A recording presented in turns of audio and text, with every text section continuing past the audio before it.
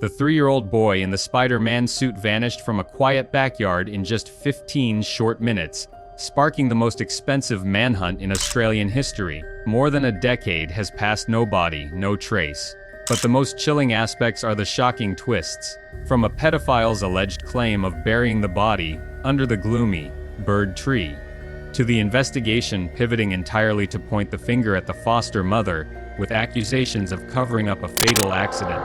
The innocent, Daddy Tiger, roar from that day is now a haunting echo, demanding a truth that remains buried beneath dark secrets. Catch up with William! Woohoo! Here I come! Where's that William guy? You're doing really well. For 7 long years, the disappearance of 3-year-old William Tyrrell was universally viewed through a single, terrifying lens. A predator had snatched an innocent boy in a Spider-Man suit from his grandmother's peaceful backyard. However, as the cold case dragged on, a shocking 7-year twist completely upended the narrative. The police dramatically pivoted, turning their crosshairs on the most unexpected target of all. What was once a desperate hunt for a faceless monster suddenly transformed into a ruthless and highly publicized investigation, aimed at the very woman who had been mourning him. William's foster mother.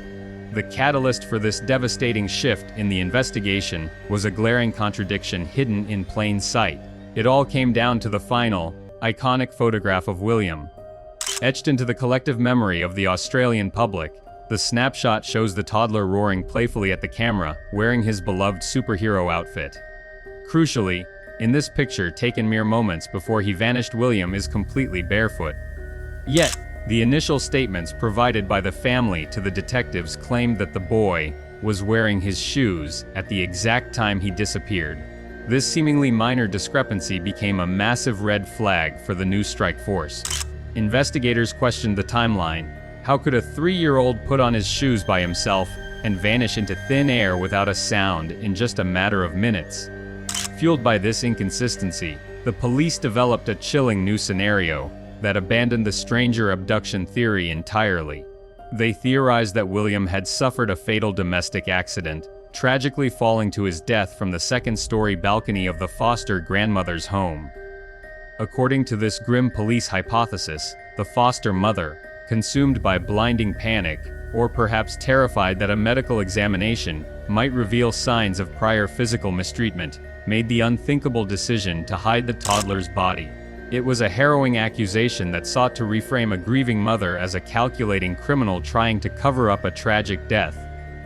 Operating on this new premise, a massive, highly targeted search operation was launched at the Kendall property, turning the serene rural home into a forensic battleground.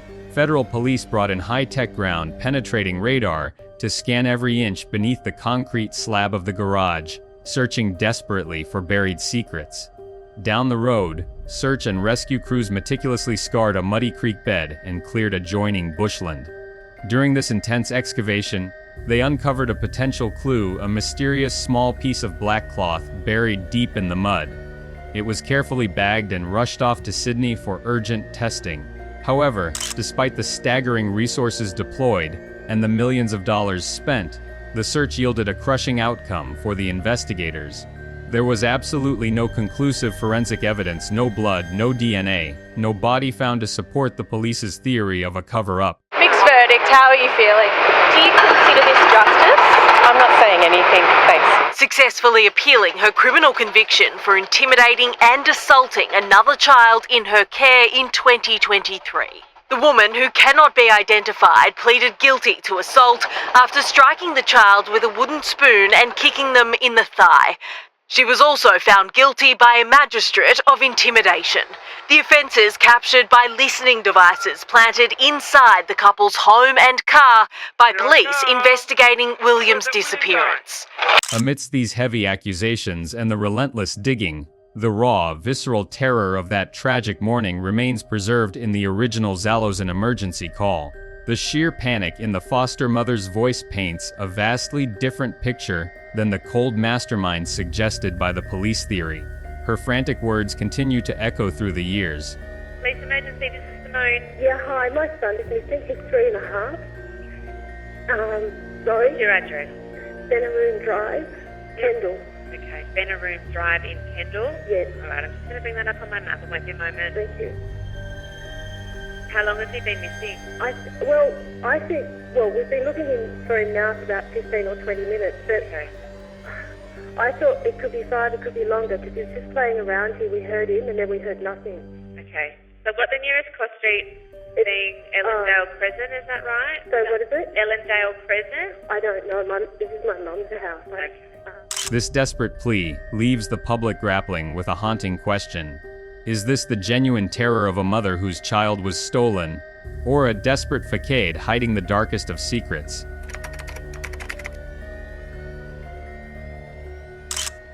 While the police controversially poured their resources into investigating William's foster mother, a much darker, far more sinister alternate theory was left largely abandoned in the shadows.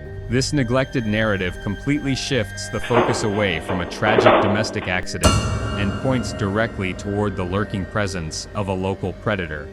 At the center of this terrifying hypothesis is a chilling, unexamined clue, a disturbing testimony provided by the brother of a convicted pedophile and known suspect. According to these explosive claims, which were shockingly never presented during the initial coronial inquest, the truth of William's disappearance lies buried deep within a dense, isolated forest, just a 20-minute drive from the crime scene in Kendall. The alleged burial site is a well-known local landmark ominously referred to as the Bird Tree. The details surrounding this location are fraught with an eerie, almost supernatural geographical coincidence that is impossible to ignore. Standing tall in the dark, foreboding woods, the Bird Tree is an ancient, massive blackbutt tree. Strikingly, it is one of two such giants in that specific forested area. The name of the other colossal tree, Benaroon. This name perfectly and chillingly matches Benaroon Drive, the exact street where the 3-year-old boy in the Spider-Man suit was last seen playing before he vanished off the face of the earth. Despite this harrowing parallel and the explicit tip-off regarding the location, this specific, rugged area surrounding the Bird Tree has never been officially excavated or thoroughly searched by the police force. Adding terrifying weight to this neglected theory is the looming phantom of Frank Abbott, a notorious and convicted pedophile who was living in the nearby town of Herons Creek at the time of the abduction. Abbott resided a mere 10-minute drive from William's foster grandmother's house, placing a highly dangerous predator squarely within the immediate striking distance of the vulnerable toddler. Abbott's criminal history is as dark as it is extensive. Beyond his sickening crimes against children, he was previously tried and acquitted for the brutal 1968 murder of a teenager named Helen Harrison, a cold case that remains unsolved to this day. When the strike force eventually zeroed in on Abbott, naming him a formal person of interest in the Tyrrell case, the seasoned criminal did not crack under the pressure. Instead, he met the detectives with a stone-cold, defiant arrogance that left investigators entirely frustrated. He flatly denied any involvement in the boy's disappearance and dared the police to prove otherwise. In an audio recording uncovered by the independent investigative podcast Witness William Tyrrell, Abbott's chilling lack of remorse and open mockery of the authorities were laid bare. Scoffing at the detectives' interrogation tactics, he casually and confidently remarked, They said, "Oh, we've got all this evidence and all that." I said, "Well, I can't doubt you've got all the evidence, but they got nothing."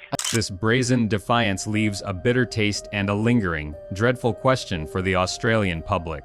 With a known predator living right on the doorstep of Benaroon Drive, and a specific, unsearched geographical landmark allegedly holding the boy's remains, did the police squander their best chance at bringing William home by focusing their crosshairs on the wrong target?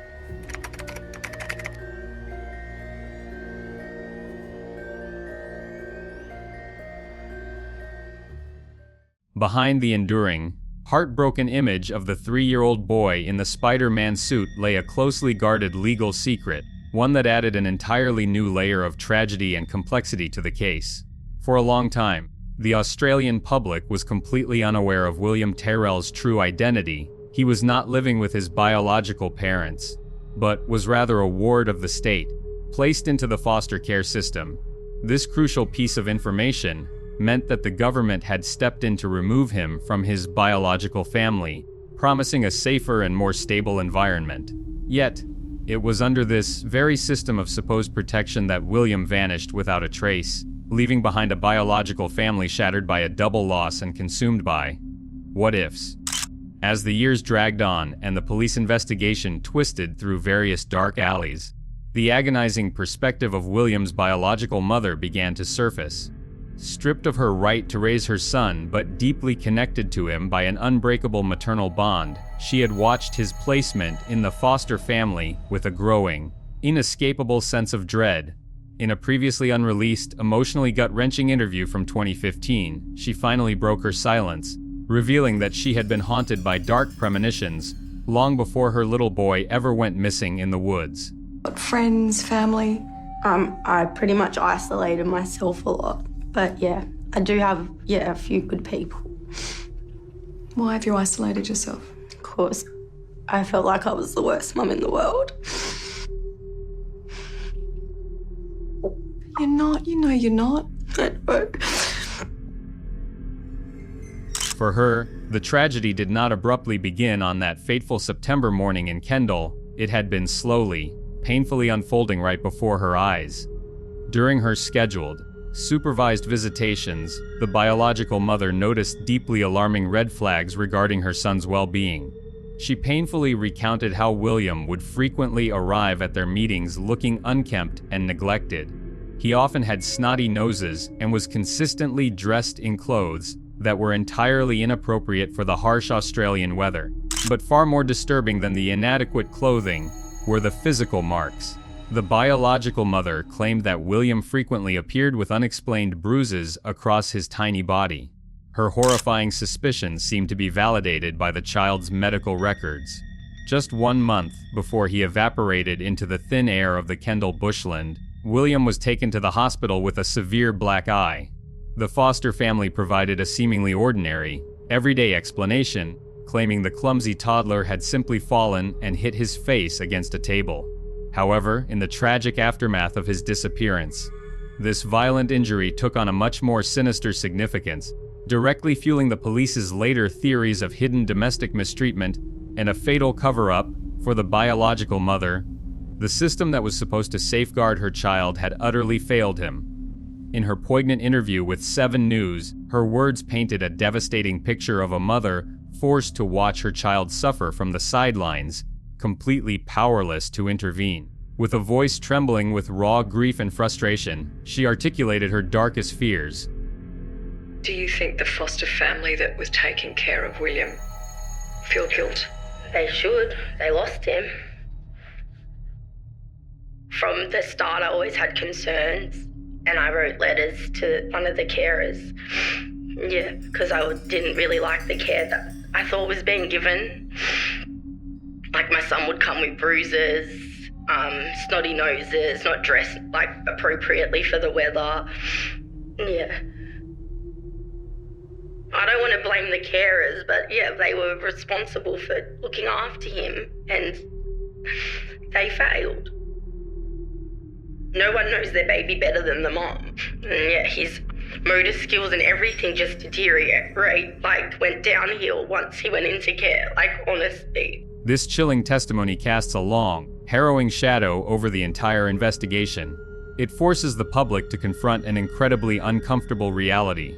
While the authorities spent years hunting for a faceless boogeyman hiding in the dense bushland, the true danger to little William might have been lurking behind the closed doors of the very home that was trusted to keep him safe. To fully grasp the chilling nature of William Tyrrell's disappearance, one must rewind the clock to the exact moments before the nightmare began. The morning of Friday, September 12, 2014, started with absolute, idyllic perfection. At the foster grandmother's sprawling, leafy property in the quiet country town of Kendall, the air was filled with nothing but the sounds of nature and the infectious giggles of a 3-year-old boy. Clad in his beloved, brightly colored Spider-Man suit, William was entirely in his element, bursting with boundless energy and childhood innocence. Out on the sunny wooden patio, William and his foster mother were locked in a playful game of chase. The toddler had taken on the ferocious persona of Daddy Tiger, fiercely roaring at his mother as she pretended to be a terrified monster. It was a picture-perfect family moment, captured forever in the now iconic photograph of William mid-roar, his face lit up with pure joy. The game was loud, vibrant, and echoing through the serene bushland. However, the foster father had briefly left the house to find better mobile phone reception and run a few quick errands in town, promising to return shortly. Knowing his dad was due back at any moment, William eagerly anticipated his arrival. It was a common, exciting game for him and his older sister to run toward the driveway to spot the returning car, in a split second that would go on to haunt the Australian public for over a decade. William playfully jumped down from the patio. He scampered onto the grass and ran around the right side of the house, disappearing behind a blind corner and completely stepping out of his foster mother's direct line of sight. For a few fleeting moments, she was not alarmed. She could still hear the loud, unmistakable roar of her little daddy tiger echoing from the side yard as he went to look for his father. I then said to well, where is he? Where's he gone? She said, he was here 5 minutes ago, Still sitting down. Yep. All right. I said, well, where's he gone? She said, I can't find him. So I won't run for the purposes of... Yeah, right? We'll have to keep up. But I started to go down here. I was calling his name. Were you motioned? Sorry? Were you motioned this way, do you think, or she actually identified you? She said that he was last seen around here. Yep. But I thought, okay, well, if he was down at the road, you possibly would have seen him. So he's in his bright clothes. Just for the video. Yep. Just can you say your own name? Just how loudly you said that? In my own name. Yeah, just so we can have an example. William, come on, William. Where are you, William? Thank you. And then, abruptly, the roaring stopped. It was not a gradual fading of sound, but an immediate, deafening silence that fell over the property. The birds seemed to stop chirping. The wind seemed to stand still. When the foster mother walked around the corner just minutes later to check on him, the boy in the Spider-Man suit had vanished as if he had been plucked directly from the earth. In a horrifyingly narrow window of just 15 to 20 minutes, a vibrant 3-year-old had completely evaporated into thin air, leaving no footprints, no dropped toys, and no clues behind. How could a child disappear so quickly and silently? The answer might lie in a deeply sinister detail noticed earlier that morning. Benaroon Drive is a quiet, dead-end street. Strangers do not simply drive through it by accident or take it as a shortcut. Yet, there were highly suspicious signs that someone had been lurking in the shadows. Witnesses, including the foster mother, reported seeing 2 unfamiliar vehicles parked on the street that morning, a white station wagon and an older-style, grayish sedan. What made these vehicles incredibly alarming was their deliberate, unusual positioning. In a rural neighborhood characterized by massive acre lots and long, sweeping driveways, these cars were not parked in the driveways like typical visitors or tradesmen. Instead, they were parked awkwardly in the empty spaces between the properties, with their windows rolled down. Were they watching the house? Were they waiting for a fleeting moment of distraction? For seasoned detectives, this painted the terrifying picture of a highly opportunistic crime. A predator could have easily pulled up, spotted a vulnerable little boy waiting by the road for his father, and lured him in with a simple, "Hey there, Spider-Man." In the span of a few silent heartbeats, innocence was stolen, and the daddy tiger's roar was silenced forever. In any missing person investigation, the first 24 to 48 hours, often referred to as the golden hours, are the absolute most critical window for recovering the victim and securing vital forensic evidence. However, in the tragic case of William Tyrrell, these irreplaceable hours were squandered due to a cascading series of procedural blunders and a catastrophic initial misjudgment by the responding authority. Do you know where he might have gone? We actually live, Mum's property is near a state forest. Okay. And they're on huge blocks. We've walked up and down Benaroon Drive, and we can't find him. Okay. What's his name? William. What's William's surname? Tyrrell. Tyrrell. Okay. Has he been known to sort of go anywhere specific? No, this is the first time. The first time completely he out of wandered off? character. There wasn't anyone suspicious in the area? Any vehicles? No. Well, not that I'm aware of. I was out there talking with Mum and my other daughter, so... Okay. And we heard him roaring around the garden, and then I thought, I haven't heard him, I better go check on him and All right. find him. We'll send police to see you at Benaroon driving Kendall. We'll also get the message broadcasted to all the cars so people look out for him as well, Yes, okay? Thanks All very right. much. Thanks, bye-bye. Bye.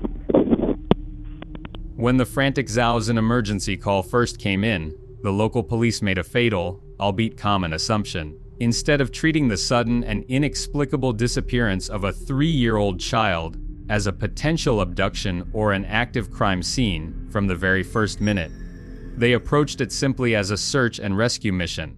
They operated under the naive belief that the little boy had merely wandered off the patio and gotten himself lost in the dense, steep bushland surrounding his grandmother's property. By failing to immediately assume the worst-case scenario, a criminal act, investigators set off a chain reaction that would fatally handicap the case for over a decade.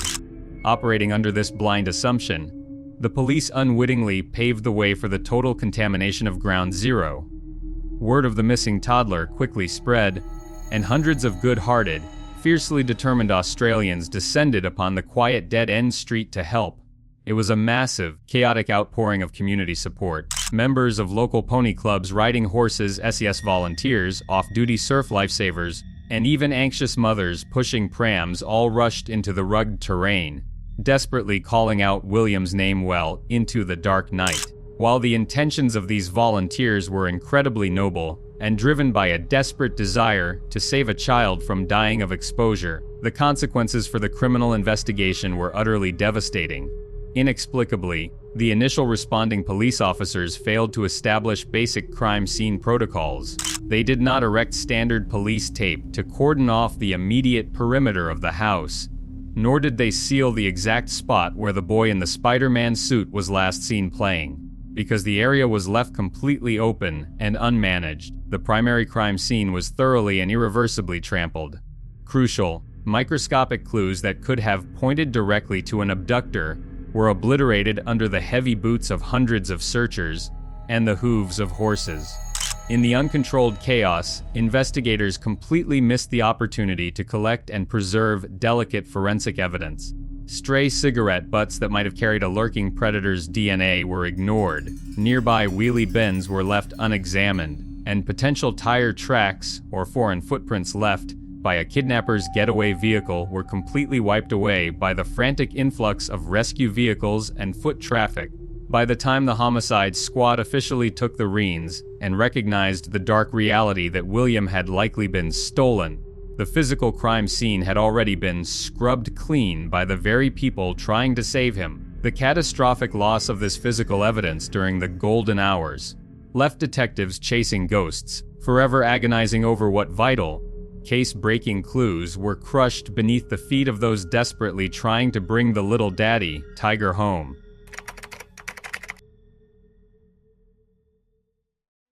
As the years passed and the investigation into William Tyrrell's disappearance shifted its crosshairs onto the foster mother, a fierce and highly public internal war erupted within the New South Wales police force. At the center of this bitter storm was former Detective Chief Inspector Gary Jubilin, the seasoned, hard-nosed homicide detective who had led Strike Force Roseanne for the first 4 years of the agonizing hunt. While the new regime of investigators aggressively pushed the theory of a tragic domestic cover-up, Jubilin emerged as an unwavering, vocal defender of the foster family he had once relentlessly investigated. During his tenure as lead investigator, Jubilin did not give the foster parents a free pass. He approached them with extreme suspicion, utilizing aggressive tactics to definitively rule them out. Jubilin has stated that he practically ambushed the parents with intense formal interrogations. He then released them, only to immediately launch a highly sophisticated, covert surveillance operation.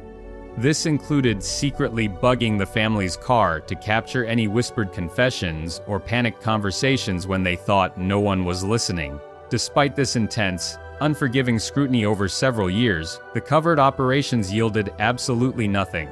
Jubilin confidently concluded there was zero evidence suggesting the foster mother had any knowledge of or involvement in William's disappearance. Beyond the lack of physical evidence, Jubilin fiercely dismantled the current police theory using his decades of experience in criminal psychology. The new strike force suggested that William had accidentally fallen from the grandmother's balcony, prompting the foster mother to dispose of his body. Jubilin argued that this scenario fundamentally contradicted basic human nature. If a 3-year-old child falls from a balcony, the immediate, overwhelming instinct of any caregiver is sheer panic and a desperate call for an ambulance. To abruptly switch from a loving mother into a cold, calculating criminal who decides to conceal a tragic accident by hiding a toddler's body simply made no logical or psychological sense. Jubilin's steadfast refusal to accept the new direction of the task force culminated in a spectacular and bitter downfall. Amidst toxic internal politics where detectives on the deeply troubled task force reportedly nearly came to physical blows over conflicting theories, Jubilin was ultimately pushed out of the police force. In a stunning twist of irony, the veteran detective became the only person convicted in relation to the entire William Tyrrell case, found guilty of illegally recording conversations with a different suspect in his desperate bid to find the boy. Yet, even after being stripped of his badge and enduring public humiliation, Jubilin refused to be silenced. On what would have been William's 14th birthday, the former detective publicly unleashed his frustration, demanding accountability from the very institution he once served. Delivering a scathing rebuke on a news.com broadcast, he stated, Said publicly, I do not think William's foster mother is involved in the disappearance. I don't think she has any knowledge of the disappearance. I've also sat through over 6 years of hearings at an inquest into William's disappearance. I've not seen or heard any evidence presented at that inquest that would suggest that William Tyrrell's foster mother has knowledge or involvement in William's disappearance. The inquest has now been running for 6 years. When the coroner does eventually hand down the findings from the inquest, hopefully we'll have some answers as to what happened to William. If we don't have answers, I think there should be a public inquiry into the investigation. The investigation has been shrouded in controversy from the outset, and I've been part of that controversy, so I'm not standing here saying I'm blameless. But there's a certain level of accountability that should come into play when you're investigating the disappearance of a 3-year-old child. And I think we've got to look at what's been done on this investigation, if mistakes have been made. I've been watching from the outside now for 6 years. It's frustrating. I led the investigation for 4 years. I was happy the direction the investigation was going in. I'm aware of information that was gathered during the time I was running the investigation that I think requires further exploration. I don't know if the police have explored those lines of inquiry, but I sincerely hope so, because we've got to do the right thing by William. William deserves that.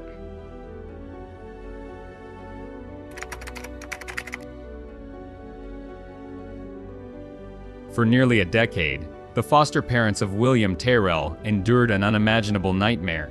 Not only had they suffered the agonizing loss of their beloved little boy in the Spider-Man suit, but they had also been forced to watch as the police narrative slowly and destructively turned against them.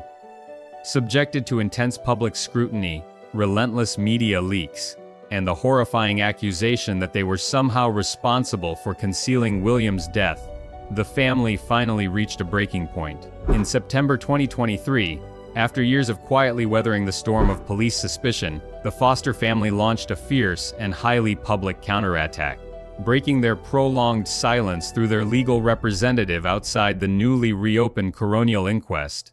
The Foster parents drew a line in the sand. They vehemently demanded that the New South Wales police cease their damaging media smear campaigns and finally disclose the actual, tangible evidence they claimed to possess. If the strike force truly believed they had enough proof to recommend criminal charges, specifically the chilling allegation of concealing an accidental death, the family challenged them to present it in open court, rather than relying on tactical leaks designed to ruin their reputation. This aggressive pushback from the family coincided with a highly revealing moment within the judicial process itself. The legal team assisting the coroner made a deliberate and significant public statement, intentionally distancing the coronial court from the police's ongoing attempts to prosecute the foster mother. The court made it unequivocally clear that its primary objective to find out what truly happened to William was entirely separate from the police force's controversial and seemingly tunnel-visioned drive to secure a conviction against the foster family. For William's loved ones, the police's relentless focus on the foster mother is not merely a devastating personal injustice, it represents a catastrophic distraction from the truth. Amidst the barrage of false accusations, the family has continuously maintained their absolute innocence. They argue that every moment the authorities spend fruitlessly scanning concrete garages or combing through mud for non-existent evidence is another moment that the real perpetrator, the predator who actually snatched the innocent toddler from that quiet Benrun Drive yard, is allowed to roam free.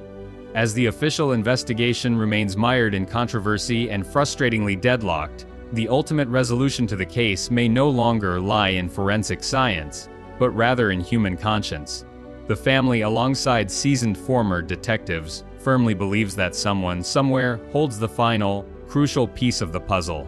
A crime of this magnitude is rarely a secret kept by one person indefinitely. In a deeply emotional and haunting appeal broadcast on 60 Minutes Australia, the family directed their grief and anger at those who might be harboring the darkest of secrets.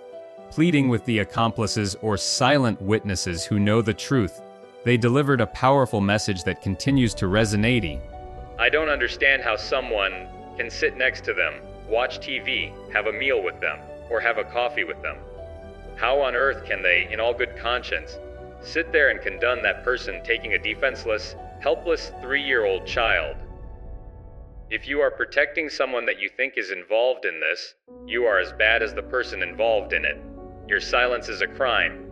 This final plea echoes through the years, a desperate call for justice for the little Daddy Tiger, whose truth remains buried beneath a decade of dark secrets, waiting for someone brave enough to finally speak up